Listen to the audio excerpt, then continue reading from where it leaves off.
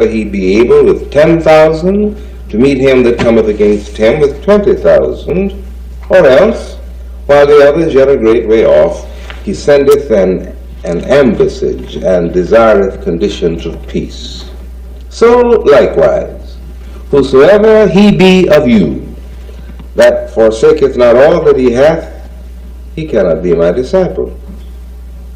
Salt is good, but if the salt have lost his savor, wherewith shall it be seasoned?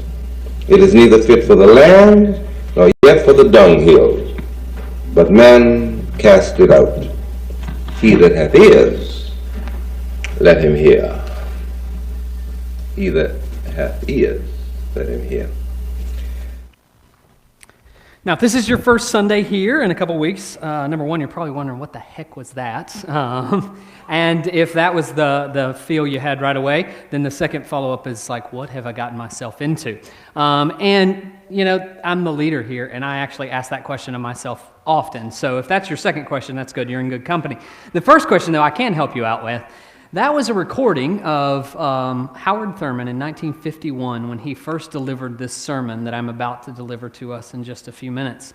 This is known today as sermon number 6 in Thurman's series, and he simply titled it Commitment. And I felt like if we were going to go through this series of sermons with Thurman and talk at all about what he talked about, then it's here what he said. And so each week we're going to introduce these sermons with his words, to hear what he said in the way he said it, when he said it, all the way back in the late 40s and the early 50s. And we're going to journey with him through this process. And the reason we're doing this, and if you missed last week, let me kind of catch you up real quick. This entire series is built on the idea that the actions of those who have gone before us have huge impact in the world in which we are living in today. Right? Sometimes we talk about this like we're living in the shadow of those who go before us. Other times, and this is where we got the title for the series, we talk about it as if we're standing on shoulders of giants. Either way, what this ultimately means is in our lives, when we sow certain things and when we receive certain gifts, we are often sowing in fields that we did not reap in. And what that would conversely mean is that in your life, if you take seriously what God has placed in your hands and where God is calling you, He's asking you to sow in some fields that you won't reap in. You're sowing for future generations that you may never meet and trying to do things for those that will come after you. And the things you do in this life don't just matter for this life, but go on and on and on. And so it's important, if that is a reality, it's important that we pause every now and then and we look back at what those who have gone before us have said. And in this particular case, as we think about Howard Thurman, we're going to explore what he said in some of his sermons in the 50s and even into the 60s, trying to learn the lessons that he taught. One of the reasons we do that is in hopes that we won't make the same mistakes that he had made that led him to that point, right? If history has this way of repeating itself, then we need to listen.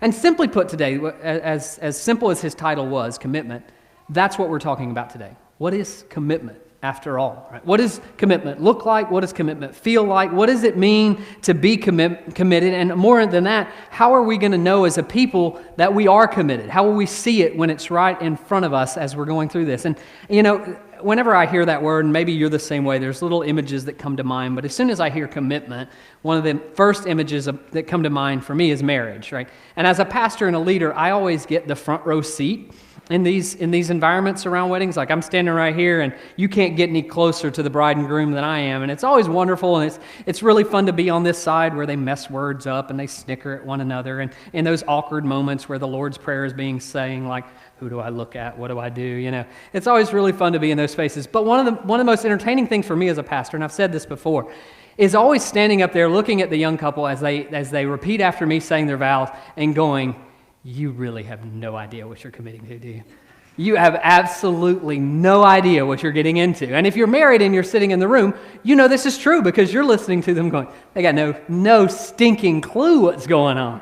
You know, and I'm just up there enjoying this and like, you're going to have to repeat after me, even though there's going to be some days you do not want to live into this, right? And this is how commitment works. It's all the time. We don't know what we're getting into, but the other thing that's in the context of commitment that's so interesting to me is what happens on the front rows. So like right in this spot or right in this spot if I'm standing in here. This is the place where parents sit, right? And parents are always in these spots up here just like boo-hooing and crying their eyeballs out, like this big old burly dude is like, oh, oh, just my little baby girl, you know. It's a nasty thing. We put out Kleenexes for them. And here's why. It is not because this couple is so madly in love. Right? It's not this beautiful image of love that's right here that's breaking our parents' hearts. What's breaking our parents' hearts, this happens inevitably every time I see one, is that they are losing their little boy or their little girl. Right? In that moment, the depth and the strength and the resolve of commitment means that the relationship that they had up until this point, however long it has been, is dissolving right before their eyes. And as it dissolves, there's pain that comes in the midst of that, right? And we feel that pain, and it bursts forth in this sort of grieving that takes place in the context of a wedding. And I'll be the first to admit, like, I've actually had my parents say to me when I do certain things in life, like, you are killing me. I'm not assuming that your parents say that to you, but if I make a decision, the PC way to say this is if I make a decision towards independence, the other way to say it is I make a really stupid decision in life. My parents are going to look at me and be like, you are killing your father and I, right? Do you not love us at all? Like, what is wrong with you, son? And here's the reason. It's because of a decision of commitment. I'll give you a perfect example. In my life, I hate heights, but I also hate limitations. And so that's not a good combo, actually, when I come to think of it. But there's one particular occasion where my parents said that phrase to me, and it was because I decided that I would jump off of a 20-foot cliff into the river or into the lake below. I thought this was a grand idea. Other people were doing it, and people would ask, hey, do you want to do this? And I'm like, well, yeah, I'm going to do it as well. But at the end of it, you know, my parents say that ominous phrase, do you hate your father and I? Right? You are killing us. That's what they're saying at the end of this. And the reason they are is because I have made a commitment, ultimately, that could kill me, but that disregards the relationship that I have with them. And that's what I discovered even in jumping off the cliff that time. Two things that kind of came to my mind immediately. I'm jumping off the cliff, and in the middle of that jump, as soon as I've gone full-on commitment, I mean, it takes a while. I don't know if you've ever done this, but it's kind of like you're back, and you go back and forth for a few minutes to get your footing right. Once you finally land your foot and you go, there's two things that I recognize. Number one, the commitment left me in a position where I was completely out of control. I couldn't control the results at all anymore. The results are gone. Like, I can't control anything. I'm flying through the air, and it happened once I commit. But the second thing is, I have in the middle of that commitment separated myself relationally from others. I have. That's why my parents said what they said. You're killing me, right? Do you not love me? Whenever I make a decision in that way, a commitment, whatever it is, and it can be something as silly as that, or it could be a really severe commitment in terms of marriage or something, you know, a little more serious like that, I'm having some relational tension that's. And so with that underpinning, I want us to go back to what Jesus said in Luke chapter 14. Jesus in this space is talking about a commitment. A commitment that will be life transformative, a commitment that will take over everything in our life. And he comes before his disciples that day and the crowds who were following him, and he talks to them about a commitment towards something that will eventually consume everything in their life. And here's what he says. Whoever comes to me and does not hate father and mother and children, brother and sisters, yes, even life itself, you cannot be my disciple. And, you know, you and I can try to clean these words up all we want. We can try to make them say something they don't say, but Jesus said, come to me, whoever comes to me and does not hate father and mother, hate wife and children, hate brothers and sisters, yes, disregards even life itself, you cannot be my disciple. This was a deep form of commitment to say, look, once you're in, you're in. You release all the results, the relational separation that occurs with every commitment will happen in this in a really severe way. All of these other relationships fall away, but you're committed. Everything about your life. And when the first century Christians heard this, Jesus laid this audacious claim out there, but he did not lay it out there without actually backing it up in his own life. They saw in Jesus a person who would give everything of himself so that he may regain life for the entire world. And they lived in that hope. They lived in the hope of one who would say, you know what, I'm asking you to take up your cross and follow me, but I'm not asking you to do something that I wouldn't do myself. In fact, something that I haven't done myself. But it's in the taking up of my cross, it's in the assuming of that I will lay down all my life, that ultimately life is gained. Life comes back, and it'll come back for you the same way it comes back for me. In fact, Jesus' death is the thing that would purchase life for everyone. And when the world around him saw this, and when the Christians saw this claim that he made and then the claim that he lived into kind of match up, they started doing the same thing. They would go wherever it took them, so they found themselves with those people in society who were at the edge of death, right? The depressed, those who were oppressed, those who were burdened down, distressed, those who were broken, and those who were the disinherited. They found their way to the margins of a society because they believed that it's those who struggle most, those who are closest to death, who can receive the joy of the gospel. As Jesus would say, entire life, even death itself will be swallowed up and eternal life will be given. And so early Christians would do this. They would commit their total life to everyone who was on the fringes, everyone who could have the possibility of this hope. They would give all of who they wanted, all of who they hoped to be, over to that part and over to that edge of society. Their entire existence would be consumed by the call of the gospel. That's why Jesus would go on. Not only does he say you need to hate father and mother, wife, children, brothers and sisters, even life itself, but he says, whoever does not carry the cross and follow me cannot be my disciple. Whenever we commit to this particular path, we release all of our relationships, and ultimately what he says is we release and lose our grip on life itself. Life itself will not be a burden for us. The fears that come through a lack of employment or a lack of security or whatever fear might come in our lives, we lose our grip on all of those because we're submitting even our life over to Christ. Everything of who we are gets submitted back over to him. So we take up that cross and we follow him. And then he does something that starts to everybody in the crowd. He tells the heavy stuff on the front end and he says, okay, wait a minute. I don't want you just following me because this is the popular thing to do. I think you need to assess the cost. And he tells two stories, brilliant stories. One story about a building that didn't get quite done, and then another story about a king who's about to war. And he goes through both of these stories and he says, listen, first, you've got to assess the cost. This is how he does it in verse 28 if you're following along. He says, for which of you, intending to build a tower, does not, what's the word there? First, sit down and estimate the cost to see whether he has enough money to complete it. Otherwise, when he's laid the foundation and is not able to finish it, all who see it will begin to ridicule him, saying, this fellow began to build something and was not able to finish it. Right? Here's a man who has built a tower, and we've all seen unfinished projects before, right? Like when I read this passage here, if you're from this area, for me, this is the I-74 corridor at its best, right? Like you're going to Shelby and you're like, did you not count the cost before you decided to build this or never build it? And every time I get down there to that split heading to Shelby and I just look at this highway that could be beautiful, right? I just imagine in my mind's eyes, it'd be fantastic. I'd just skip all this traffic and all the lights and all the headaches and everything. I don't know how much time I would save. That 5 minutes would be mine and I would love it, every bit of it, right? But this is a building that a building project, someone did not count the cost before getting into, or if they did, somebody got greedy somewhere else and took the money. I don't know how that happened. I'm not blaming anybody, but at this point, it's an unfinished road. And if you're watching out there and can do anything about this, I would love for that road to be finished at some point in time. But this is what's happening. It looks foolish if you start a project and you don't count the costs on the back end, on the front end. If you look through and you say, I need to know exactly how much this is going to cost and where it'll be. And Jesus is saying to all of us in this place, whether it's roads or house or anything else, if you're wise, if you're sensible, then you'll count the cost. You'll know what you're getting involved with before you actually step into it. And so if we're in this space thinking, full of ideas about what our faith could be and where it could take us, and full of enthusiasm about where we want it to go, but we haven't counted the cost of the commitment to Christ, then we're in danger. We need to be aware of that.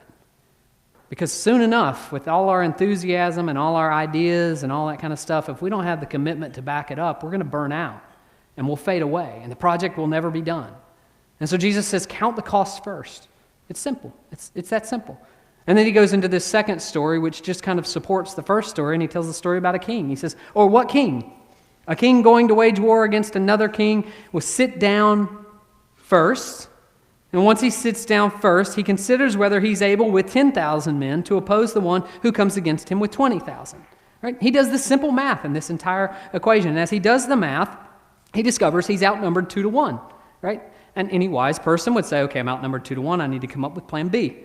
And if I need to reassess things based on the cost that's out there. And so that's exactly what happens. If he cannot overcome the one, then while the other is still far away, he sends a delegation and he asks for terms of peace. He's like, give me a peace treaty on the front end.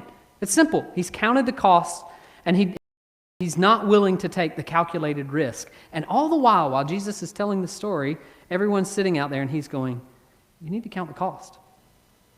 You need to count the cost of what this is going to look like for you. What the cost of discipleship will mean for you, will mean for your family, will mean for your jobs, will mean for your entire understanding of the world. You need to count the cost. And these two stories are packed in between these statements. On the front end, if you don't hate father, mother, brother, sister, husband, wife, child, you cannot be my disciple. If you don't hate life itself, you cannot be my disciple. He said some of these harsh things, and then on the other side of these stories, he circles back around to it. He's like, just in case you didn't hear me, folks, therefore none of you can become my disciple if you do not give up all your possessions. If everything that vies for your attention, if everything of value in your life is not turned over to me, he says, I don't want you to go into this blindly and unassuming. I want you to know right away, this is what you're getting into. Count the cost, assess what it's going to mean. But when you do, don't be confused. Following me will cost you everything in your life.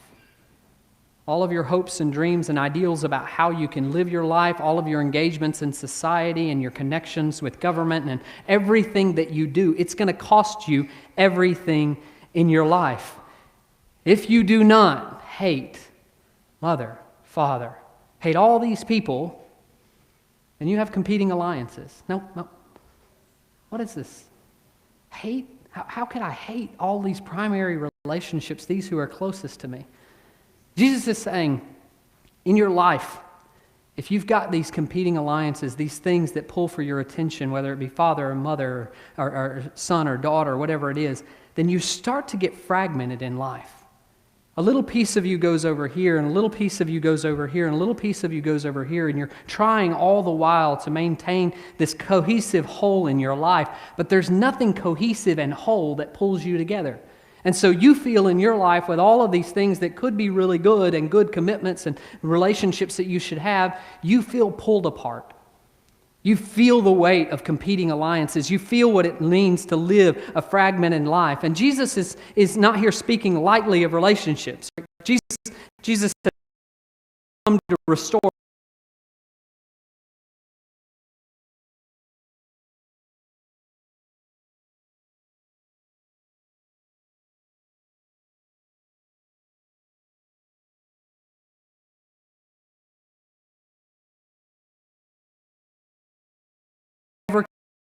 in your life that will make you whole.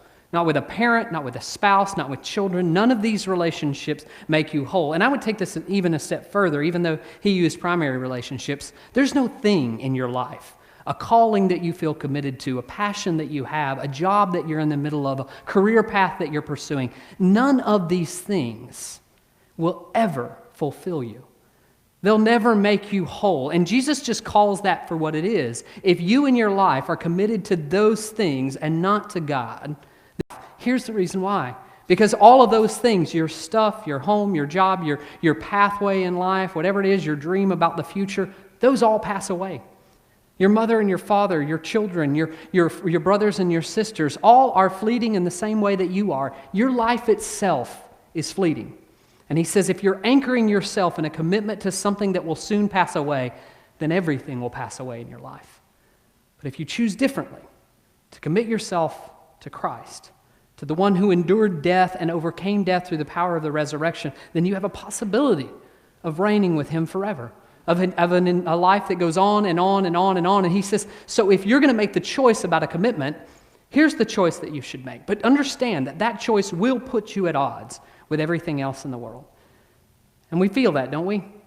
As a people, it's easier for you and me to just pray.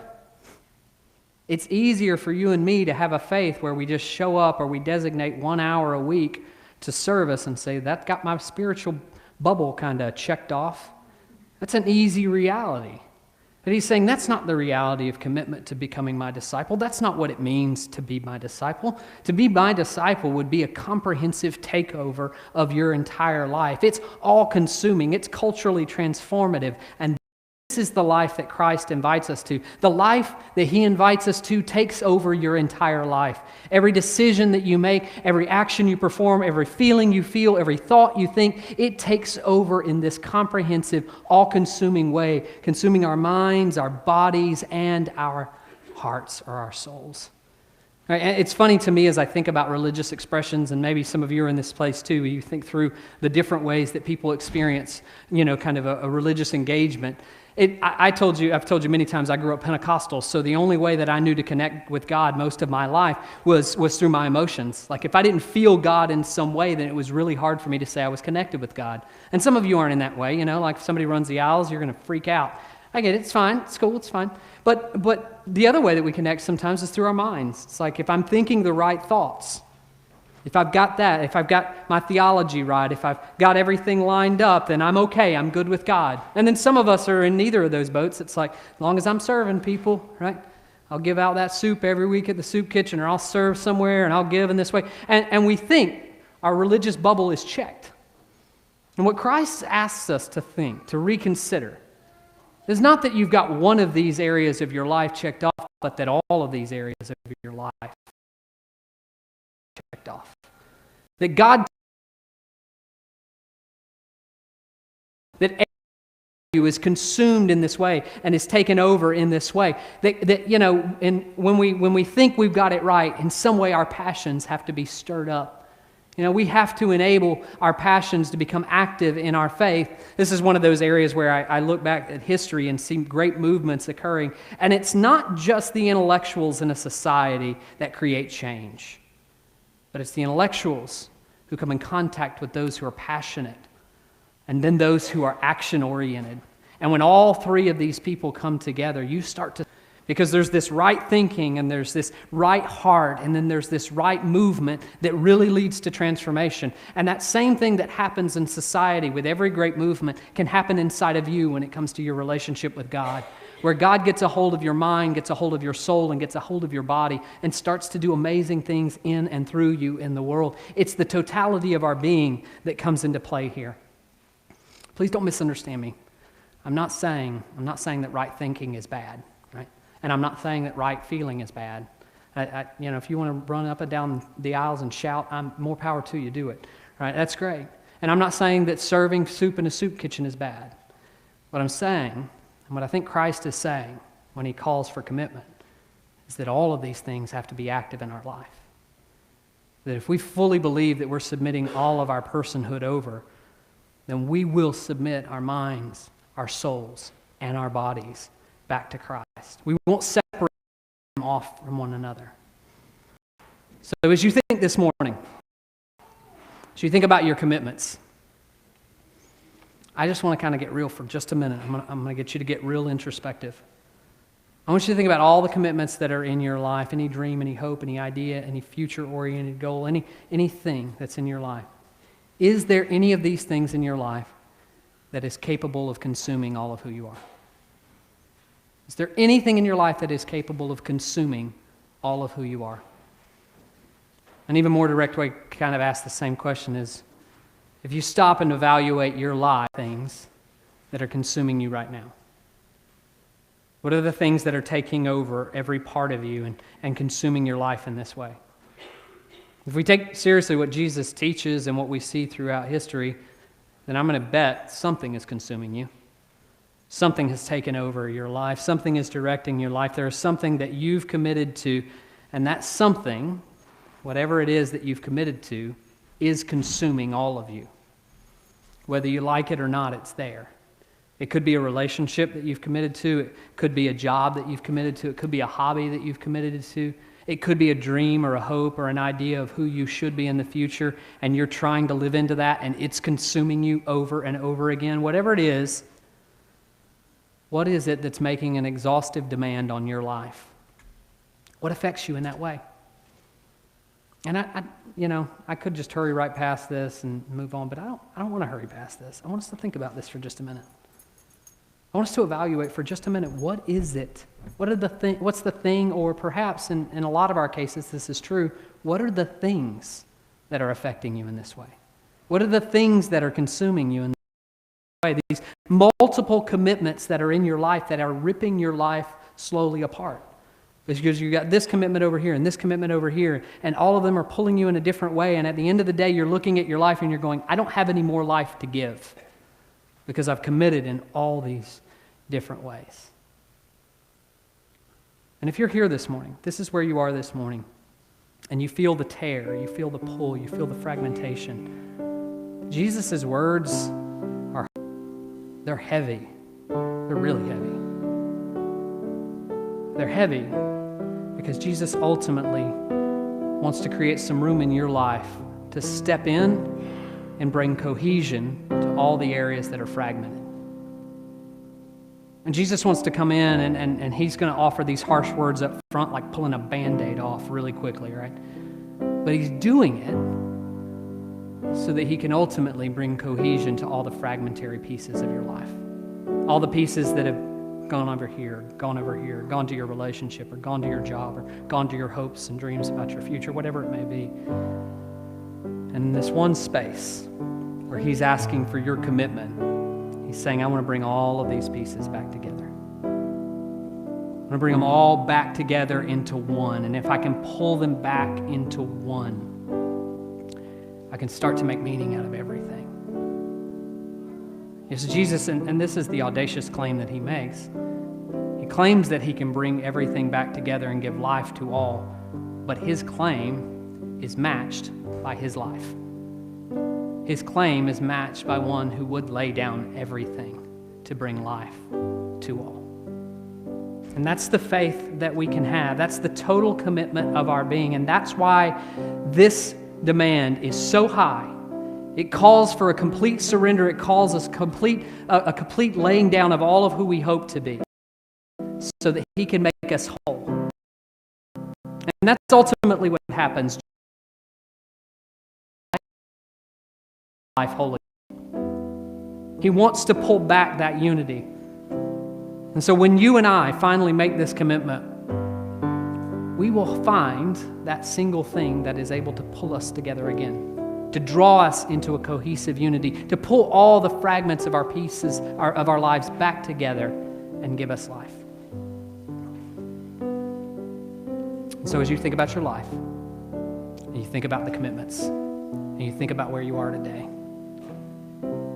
if there is nothing in your life, there is nothing that has this much weight, this much pull, this much cohesion and unity, if there's nothing that affects you in this singular way, then with Jesus, I'm going to suggest that you either don't know what it means to be whole or you don't know what it means to be committed. And that's heavy. If there's no full, pulling, unifying force, then we've lost sight of what we can be as whole human beings, and we've lost sight of what it means to be fully committed human beings. And we continue to cycle in these fragmentary pieces of our lives. And this is not what Jesus wants for us. And so my prayer today is very simple. It's a prayer that would suggest that we find that cohesive whole, that we find that single solitary commitment that makes sense of our entire lives. It orders all of who we are.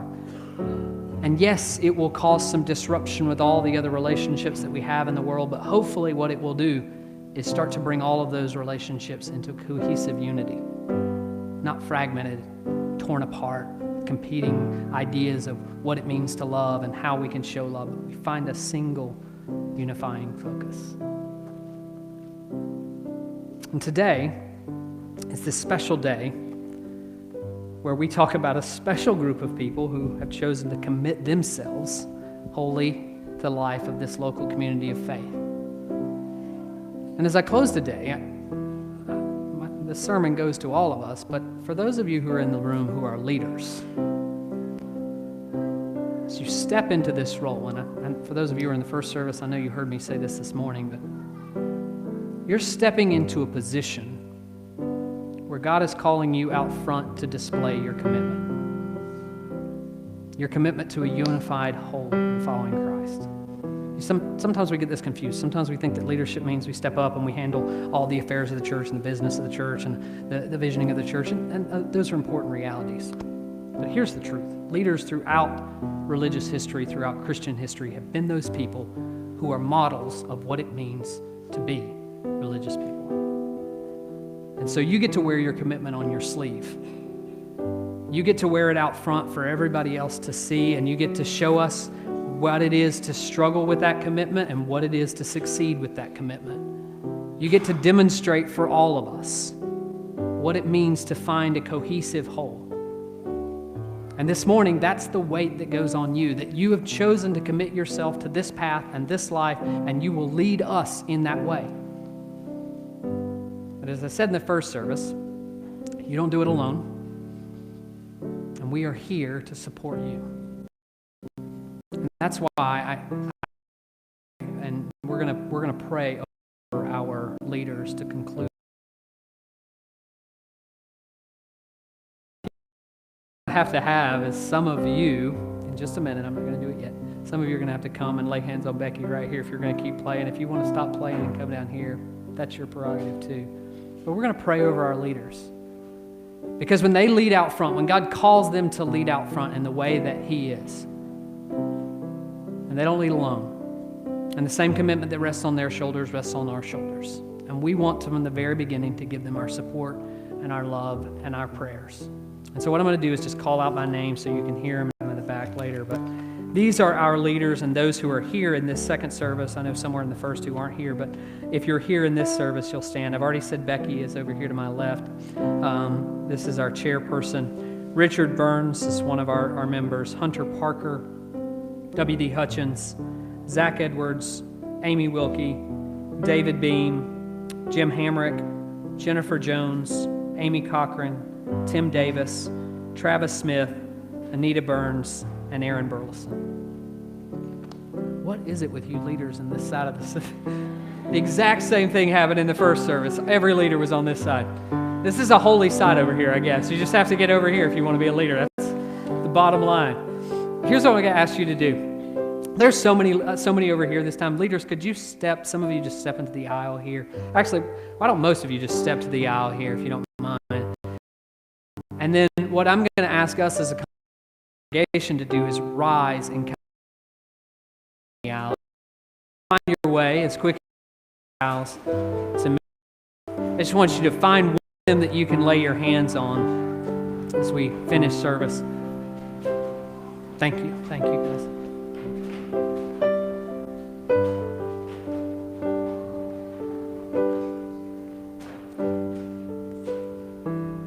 Beautiful, beautiful image. Leaders, I hope you feel the weight of these hands on your shoulders, because there's going to be times where I know you feel like you are leading alone and that you are alone in the task that's before you. But the same way that this morning you feel the weight of these hands beside you, we as a community of faith are with you at all times. Follow and to go where God is calling us. And this morning, we want to pray for you. Pray that God would give you wisdom and insight, and that God would give you strength for the journey that lies ahead, that you would be able to be that group of people who are committed, who show it to us all, and lead in that way. Let's all pray together. God, we thank you so much for your call to follow you. We thank you that in this call, you are the one who models for us exactly what it means to follow all the way to the end of life. You set that model for us, and then you ask us to step into the same place that you led. And now, God, we are here with our leaders in front of us, who you have called to go before us, to lead the way in this path of discipleship. And God, I ask that you will give them strength. I ask that you'll give them courage to lead exactly how you have called them to lead, to journey down the paths that we as a community of faith are to go. And God, with a sensitivity to your spirit, a way in which they would constantly be in tune with what you were saying, God, I ask that they would lead us. Father, I want to say a special prayer for them personally, for the spaces in their lives where they themselves find it hard to be committed. They themselves find it difficult to take up the task and the call of discipleship. God, I just ask that your strength and your grace would be the thing that would lift them up. When the burden of the cross that they bear becomes way too heavy, remind them that they don't bear it alone, that they bear that along with you and along with our other brothers and sisters who stand beside us. This morning, give them your strength and your courage to lead the way you have called them. We pray these things in Jesus' name we pray. Amen and amen. Turn around and give some love to those leaders who are right there before you sit. And as you hug one another, go forth from this place with the love of God the Father, the grace of Jesus Christ, and in the fellowship of